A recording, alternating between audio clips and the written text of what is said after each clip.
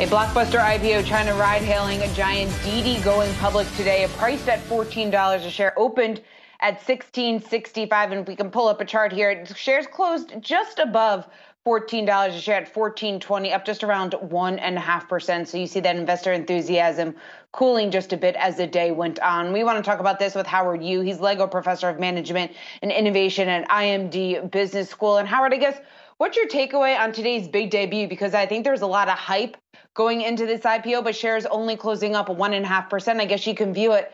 It could be a bit of a disappointment. Yeah, I mean, no doubt this is one of the most highly anticipated IPO of all time. And I think it underscores two things. Ride-hailing as a sector is really turbulent. The path towards profitability remain unclear. And in the case of Didi, no doubt is the king in ride-hailing in China. And yet the politics behind and the increased scrutiny of tech giant in China casts a long shadow to a very promising company. So, and we want to point out to the people watching that you've written about this most recently in Forbes. But you also point out in that article that Uber, I mean, if we're looking at Didi as the Uber of China, guess who is invested in Didi? Uber. So what does that say about the interconnection of rideshare companies? If I'm an investor, do I want to maybe hold both? Because then I'm kind of doubling down. Right. I mean, in a way, I think for retail investors, we need to be clear about, are you concentrating too much in one sector or not, despite of the geographical differences? At IMD, we constantly remind executives, just because you build a platform business, although they're very hard, doesn't mean that all platforms can be as profitable as Google and Facebook and all that. If you're looking at the ride-hailing economy or apps in general, right, all of these comes down to local network. You use Uber in San Francisco. Doesn't mean that you care a lot about how many taxi on Uber in London. By definition, ride sharing or ride hailing is a local business, and that play out in the case of Didi.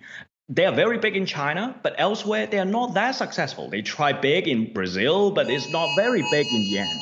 So the article, we try to read a firm grasp around not all platforms are the same. So as investors, we've got to be clear what type of platform businesses we're investing in. When you take a look at the regulatory scrutiny, we know that that's an issue here in the U.S., certainly an issue over in China. How big of a challenge do you potentially see this being for a company like Didi? Oh my gosh, this is such a big thing that any companies operating in China needs to be aware. I mean, the fact that, just because you're winning big in marketplace doesn't earn you the license to operate automatically. Earlier this year, we're looking at the Ant Group IPO and things like that. But in the case of ride-hailing again, the reason that more recently Didi seems to return to profit like in Q1 is primarily because of the sales of one of the investment earnings, as well as in the top 35 cities they operate, they are essentially the monopoly. They're controlling more than 95% of market share in China. That means the only path forward to profitability is to becoming monopoly. Now, that means that regulator and government is going to scrutinize, if not tolerating, these behavior. There's only two outcomes. One is either Didi is carefully trending their relationship with the government, or one day they may get regulated just like utility company. Either way, it may not be such an attractive investment vehicle going forward.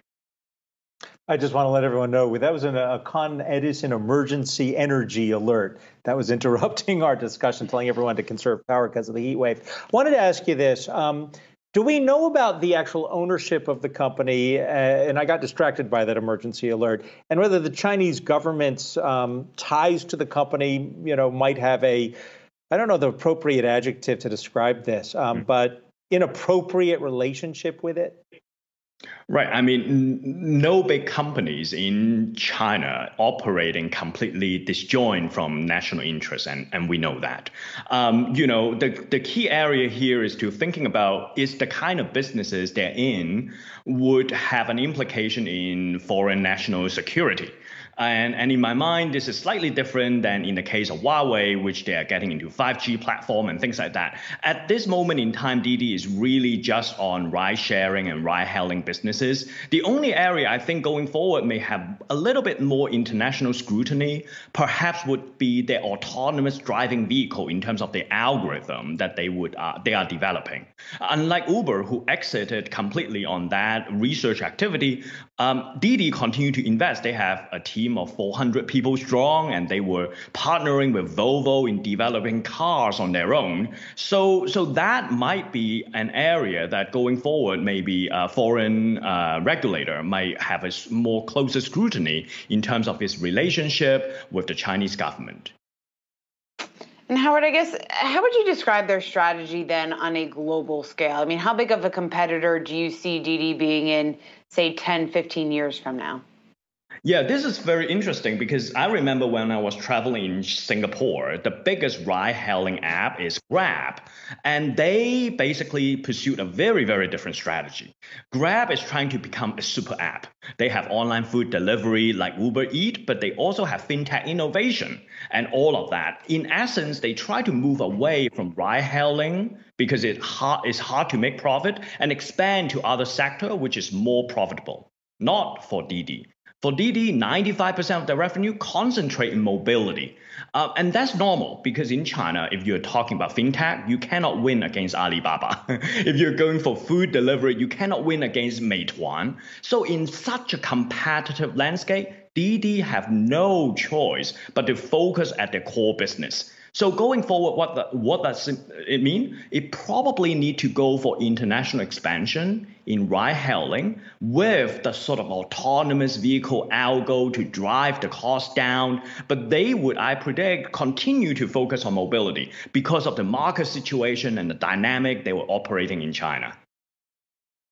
Howard Yu, great to get your perspective on this. Lego Professor of Management and Innovation at IMD Business School. Thanks so much for taking the time.